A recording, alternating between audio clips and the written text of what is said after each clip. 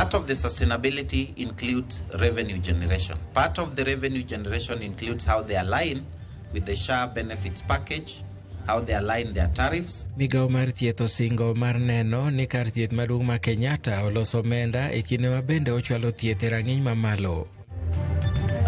It's been a lot of work to the extent 2 years ago we went to the parliament with a petition to gain access to the hospital itself. All in all, we just want to say thank you and we hope for a better experience in this hospital. Jopuonjre matiegore bedo laktache e mbalariany ma Kenyatta oyudo fuong'ruok tok yienegi chako tiegruok margi e kar thieth ma mbalariany no.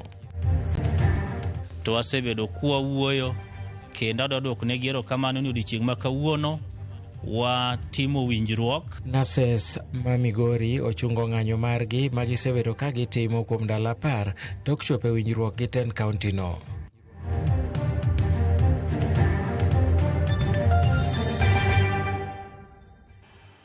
Arwakini machiegni e KAAGIKACHA, nyinga Milton Ochieng'. Senators oseo governors kod jotelo mamoko mabuono chopo nyimgi maduoko penjo mopogore opogore. Bende giseo jatend piny William Ruto kuom lieko ni od bura ma pacho ka nigi mibadhi.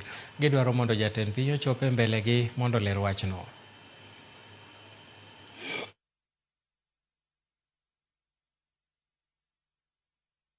People who are not elected and they don't sit in parliament. So I think the leadership, the speakers of both houses, because, Chair, after yesterday meeting, some of us are caucusing. Both speakers of the house must be put on notice that they are working on a very dangerous path. And members are thinking otherwise. That if this accountability is taken a notch higher, they might become the casualties of what is happening. And they will go before we go. Thank you, Chair. Article 125 gives us the power to compel the appearance of any person before this committee. Any person, including the president, who is making allegations of unethical conduct on the part of parliament. I want to challenge the speakers of the two houses, because they're the ones who chair the Powers and Privileges committees, pursuant to the Parliamentary Powers and Privileges Act, for the president to come and explain who are those people who are demanding bribes? Who are those people who are given bribes? Because you cannot try parliament in a kangaroo court when statute already has clear provisions for dealing with unethical conduct on the part of members of National Assembly or members of the Senate. I think we should move away from this lynching, from this kangaroo court mentality, and challenge our speakers that they must convene the necessary committees and listen to evidence from the president and listen to evidence from anybody else who alleges unethical conduct on the part of members of National Assembly. We feel that as a Senate we have done our part. The National Assembly needs to push that fine. We pushed it to 2 million, you remember. And we even had gone to the extent of suggesting that we need our own police force in the parliament and a police cell. Because you remember the frustration we had, and in fact it was this committee, with the governor of Nairobi. Jakom duol makedo gi mibadhi e pacho ka EACC David Oginde ochiwo siem ne jotije mag piny owacho mayudore mibadhi mowacho ni nyaka sani ogo tach e pacho ka. Kano wuoyo wi dhok manyo jatend piny William Ruto golo wi mibadhi mani od bura. Jatelo no nokone lipode osebed kichwale wi asoya ma jo od bura siko kwayo jogo machopo e mbelegi mondo dadhogi. Oginde ne loso romo manonywando duolno kod kamati mochune telo kod mibadhi e kar tiegruok ma Kabete. Why would any people who are committed to ethics and integrity be fighting laws that seek to advance ethics and integrity? It can only be because we do not believe in the values and provisions of Chapter 6. And therefore we see Chapter 6 as an impediment rather than a source, a platform that we can use to enhance ethics and integrity in our nation. The consequence of these obstacles are obvious. In almost every sector of our society, we have seen violations of some of these provisions that we have just talked about. Riwruok ma jotich e sekta mar thieth koro ywak ni moko kuom kembe mag okumba thieth duoko piny rang'iny mar thieth ma jotuo yudo. Kotelnegi kod jagoro maduong' mar riwruog laktache KMPDU Davji Atela, jochiw thieth go wacho ni okumbagi oketo nyime yuto margi moloyo thieth ma jotuo yudo, kendo ni gin ema gichiko jotuo kaka onego giyud thieth. Jochiw thieth go bende oseyo migawo mar thieth kuom deko ndiko laktache e bwo chenro mar UHC e yo mongirore, kata obedo ni bajet ma kamano noseket thenge.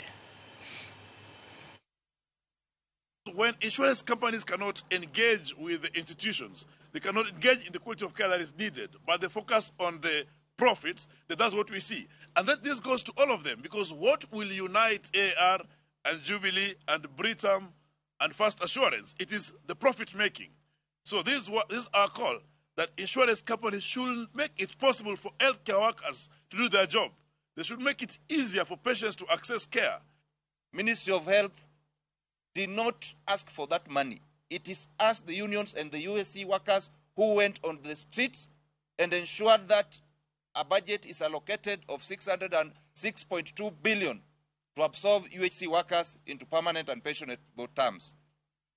Today, as we speak, the process has delayed with 2 months, meaning we are starting another problem of backdating the absorption of UHCs. We want to tell him that please show leadership and absorb UHC into permanent and pensionable basis. And as it has been said, by first, if those salaries will not be harmonized, then we are still strong. We will go back to street. Laktar Richard Lesiampe ochakayanga tije kaka jata tije maduong' mar kar thieth ma Kenyatta bang' jatend migawo mar thieth timo lokruok mar telo Odhiambo Manyoro. Koloso e kinde rwako Laktar Lesiampe e tich, jagoro mongirore e migawo mar thieth Laktar Oumo Luga owacho ni okang' mar loko telo e kuonde thieth ma pacho ka en mar neno ni kuonde thieth go ochiwo thieth makare kendo gibedo kod nyalo mar kelo dongruok mowinjore kokalo e tiyo makare kod omenda ma gichoko. Olero ni sirikal ni kod chenro mar timo lokruoge mamoko kendo neno ni yedhe kaachiel kod masinde madwarore kuonde thieth madongo oyudore kendo okonyo jotuo kaka owinjore. Government of William Samoei Ruto, the Ministry of Health, for the confidence and trust they have given to me to come back to Kenyatta National Hospital. Mine is to thank the outgoing CEO and his team for a commendable job that they have done in this big facility. Hospitals must be sustainable. Part of the sustainability includes revenue generation. Part of the revenue generation includes how they align with the SHA benefits package, how they align their tariffs, how they digitize, and how they increase the scope and the quality of the services that they offer. And we are keen to ensure that hospitals are sustainable. But there are two other enablers of this self-sustainability and revenue. One of them is governance. That's why the chair is here. That we have proper governance of hospitals, and we are encouraging our boards to give strategic vision that ensures that hospitals are sustainable. My role is to support the management, to provide oversight, to also make sure that the story of this hospital is told. Nurses e kaunti ma Migori ochungo ng'anyo margi magisebedo ka gitimo kuom ndalo 10 mokalo. Tok winjruok kod 10 kaunti no, nurses go koro chiwo thuolo mar keto e tim dwachgi kama oting'o meto mar osara, choro gi malo e ngas e kind mamoko. Bang' bedo kod twak kod 10 kaunti ma Migori twak mane okawo kinde malose chang'wen, nurses ma kaunti ma Migori mando osebede ng'anyo kuom kinde mandala 11 mokalo, giko to chungo ng'anyo kendo yie dok e tich. Chungo ng'anyo biro bang' 10 kaunti ma Migori chopo moko ndoro mag nurses mando miyo ne gidhi ng'anyo. Ni thieth kichiwo gi nurses chakre kawuono dhi dok mbele, kendo wakwayo nurses waduto te mar Migori County ni mondo doge tich e seche mag 24. Gidhi ng'anyo to wasebedo kuwa wuoyo kendo dodok ne gero kamano ni odiochieng' ma kawuono watimo winjruok e weche manyocha gidwaro kendo weche giendi wadhi chako timogi. Moko nitie manyocha wachako timo tich abich mokadho ka promotion letters barupegi mag promotion osechako wuok. Jagoro marwakno man Nasese County ma Migori Ezekiel Mbira mane wuoyo bang' romo margi koten County ma Migori ne wacho ne gichungo ng'anyo nikech mokuom gigo maende gidwaro mondo ten County ma Migori kotimnegi koro osechopi ka moko bende ten County ma Migori osingo timo. Wachungo ng'anyo ni kaluwore gi weche mosebedo ka thago Nasese mag Migori mar promotion.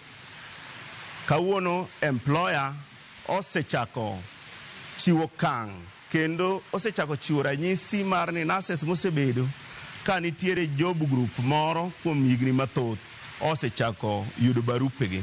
Mbira wani moko kuom dwaro margi mapok otim kod ten County ma Migori bende gichope winjruok kendo gikete andika ne ibiro tim kod ten County ma Migori e kinde mabiro.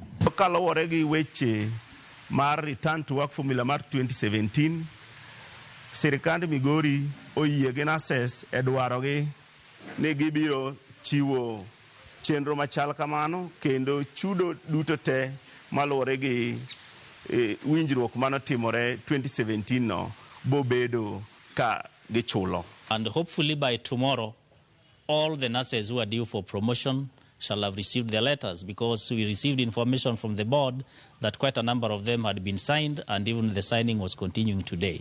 Other grievances mentioned earlier, we have set timelines beginning from this financial year and also other subsequent financial years whereby we are going to put the money in the budget.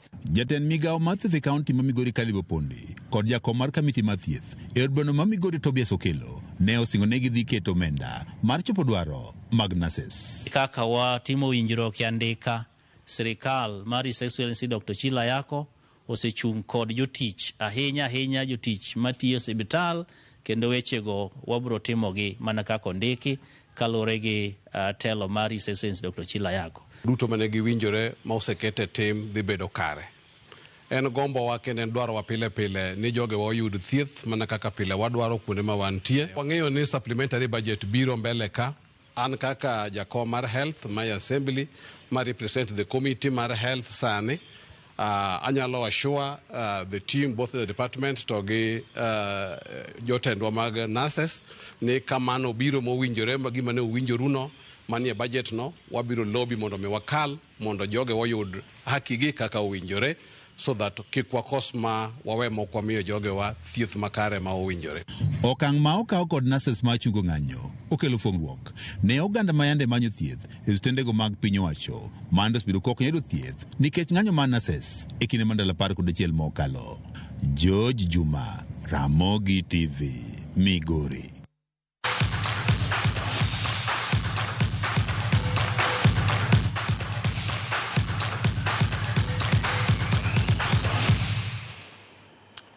Tim mar Uganda Cranes nowuok amodhi mar gonde 3-3 gi tim mar Afrika ma milambo e alap ma Nelson Mandela e piny Uganda. Point achiel no oketo Cranes e thuolo mokwongo e Group C kendo miyo gi otiko madonjo e quarter finals mag CHAN. The ball, Jonah Patrick Kakande to tip it up and George Samugabi puts the ball for clearance, and that's one that he's hasty and a chance in the box area. Rifles the ball into the back of the net. Tutabiso Kutumela tries to cross the ball in. Joe Mutakumwa goes in. Well, he's left wandering about, and Ludlu will attempt to fashion out the charge. Looks like it will be another wait, as there's a foul here and a penalty. Alan Okello Jolie buries it. That referee monitor. The check is complete. Kabore gets back onto the pitch, and it is penalty for the Uganda Cranes. Makes the run up. The shot is good. Power.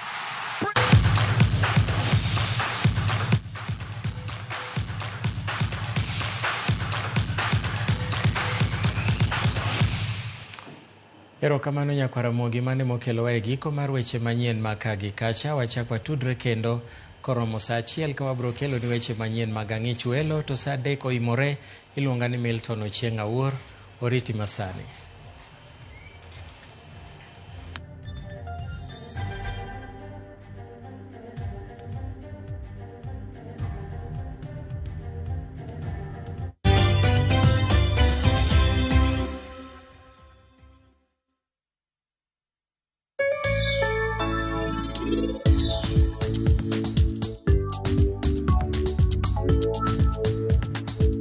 Yudomo madajre kod kito ohala ma itimo, pesa ma ichako ohala kata capital, hola mar ng'iyo gige ohala kaka nyamburko, omenda mar okumba, hola mar iwuon e kind mamoko. Yud ber mar omenda ma ichiwo nyaka 10 million ma onge gima itweyo kaka lambun ma ipuodho e yo mapiyo.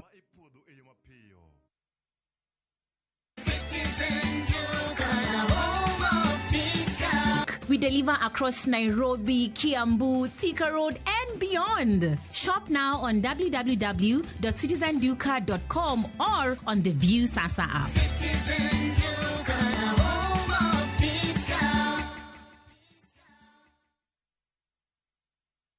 Introducing Wigo, your trusted ride. The ride with the most reliable, verified, efficient, and transparent drivers. With fabulous cashback incentives for passengers, each trip on Wigo feels like an upgrade. Download Wigo from Play Store or App Store or SMS Wigo to 20425 and ride with confidence. Wigo, let's go.